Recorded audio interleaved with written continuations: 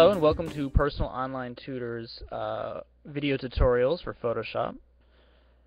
In this tutorial I thought we'd talk about some different type of text effects we can do. So this is specifically techniques for playing around with text. So I'm going to show a couple today. First one is how to get sort of blurred text, kind of like what you would see in sort of an action movie. How to do sort of drippy kind of text like you'd see sort of in a horror movie or a horror comic book. How to do kind of a 3D kind of effect. You see this a lot with kind of in ads, but also kind of different types of movie posters.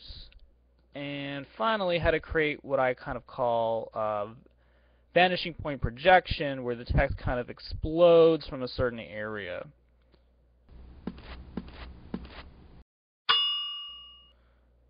So, first we're going to do is the blurred text option. So, we're going to make a new document. So, we're going to go to File, New, and let's call this Blurred. And set it up to be about 500 pixels by 500 pixels. Make sure it's pixels and not inches, otherwise you're going to have a really large document. Make sure resolution is set to 72 pixels per inch. Color mode is set to RGB color, 8-bit, and we're going to set the background to transparent. Hit OK. And first thing we're going to do is fill our background layer here, because right now it's blank. We're going to fill it with a color. So I'm going to grab the paint bucket tool, make sure it's set to paint bucket and not the gradient tool. And I'm going to grab black for my foreground color. If your colors are set to something other than black and white, if you hit the D on your keyboard, that'll set it to default black and white colors. So I'm going to select black, click, fill. Grab the text tool, make sure it's just set to regular text. Click, and I'm going to use, in this case we're going to use Impact, which is kind of a nice thick font we can use. Should come pre-installed on pretty much most machines, I believe. Make sure my text is set to white.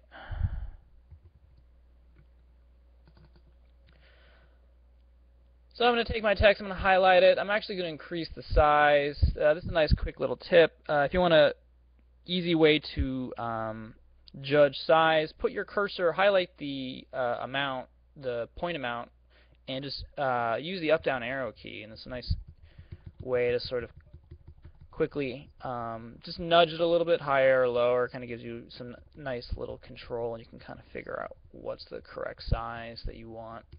I want it big, not too big.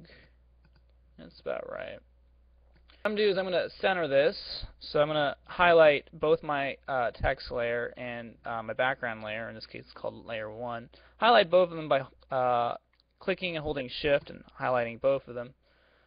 Make sure I have my Move tool selected. And up here, we actually have ways of aligning our layers. So I'm going to hit vertical alignment and horizontal alignment, and you see how my thing got nudged around. So now this is perfectly in the center, which is what I want. What I'm going to do now is duplicate this layer just by highlighting it and doing Command J or Control J if you have a PC, I mean. It's going to make a copy. I'm going to put that copy below the original, and this is the one we're going to manipulate. Go to Filter, go to Blur, and then use the Motion Blur option. It's going to talk about rasterizing the layer and not being able to edit it. Basically, what we're doing is we're converting text, which is technically considered a vector object, and that's a discussion for another tutorial, but basically we're converting it from being editable text into being an image. So once you rasterize it, you're not going to be able to change the text anymore or change the font or things like that. So make sure this is exactly what you want before you rasterize it. I'm going to hit OK. It's going to open up the motion blur filter box. Make sure angle is set to 0, so it's nice and horizontal. And under distance, I'm going to start ramping it up so you can see the more distance, the more it's kind of going. So it's giving me motion blur, like, you know, like this is zooming off, like it's a car going real fast or something like that. And it gives it kind of that nice effect like you'd see, you know, on a trailer for sort of Fast and the Furious or something like that. I'm going to hit OK. And if it's a little too strong, you can just go to the layer and lower the opacity just a little bit, just to sort of bring it down.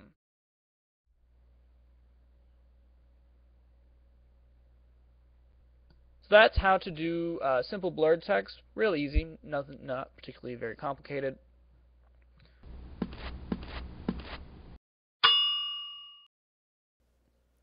For this next tutorial, we're going to create drippy text. So the first thing we're going to do is create a new document. So go to File, New, open up the new document window. So I'm going to just call my document drippy and set this to 500 pixels by 500, 72 resolution, color mode RGB, transparent background, and fill it with black once again.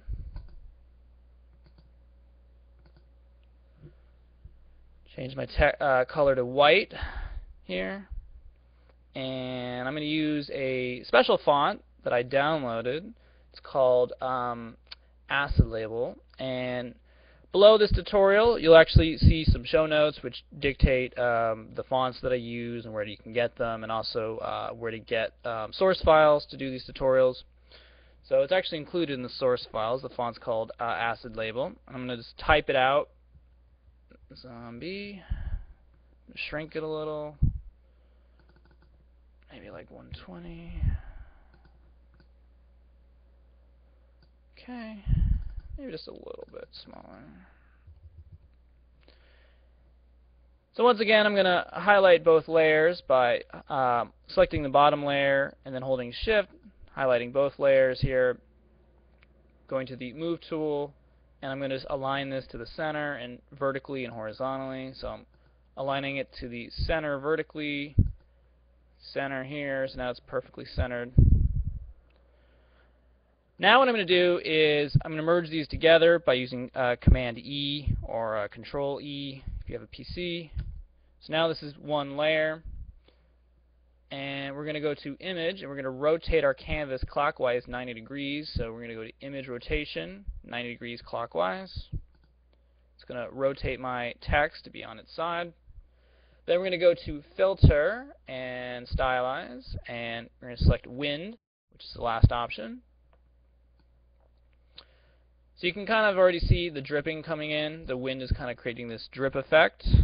Make sure the method is set to wind, and it's coming from the right. Otherwise, it would be coming out of the. If it was coming from the left, it would be coming from the top of the text, which is not what we want in this case. So I'm going to hit OK, and you can see the drip effect. I actually want the text to be a little bit more drippier. So what we're going to do is go to Filter and just apply it again. There you go. Nice and windy. There's no real control over the amount, unfortunately, with wind. It's kind of all or nothing. But what we can do is if you feel like it's a little too drippy now, we can actually fade that filter back a little bit. So what we're going to do is go to the Edit menu, and there's an option called Fade. And in this case it says Fade Wind, but it'll fade whatever your last filter was. And you're going to get a opacity slider, and it starts off at 100, meaning the filter you used is in full effect. If you lower it, it actually lowers the filter use on your image. So I'm going to lower it to about 50. So it's about half the strength it was supposed to be. That looks good. Hit OK. So I'm pretty happy with the drippings that I'm getting. I'm going to go to Image Rotation, rotate it counterclockwise 90 degrees in this case. It's back to its normal position. And now I got some nice sort of drippy text that kind of looks like a oozy, pussy zombie kind of feel. To add a little bit more interest to this, we can add a color. So I'm going to use a adjustment layer in this case. So I'm going to go down to my layer palette, and click on this thing that kind of looks like a half moon sort of thing. And I'm going to go down to open this up for you guys. Go down to the hue saturation option. I should pull open this window here, and I'm going to open up. I'm going to click on the option that says colorize, and you can already see how that's starting to sort of tint the drippings. I'm going to pull this to sort of this orangey color, and you can play around with saturation. The more to the right, the more saturated the color gets. So it kind of looks a little neon here. I like mine to look a little bit more sort of muddy, kind of very, very grungy kind of color. So I like it kind of more like this. And lower the lightness just a little, just to make it a little bit more darker. And there you go. Get some nice sort of grungy, drippy zombie text.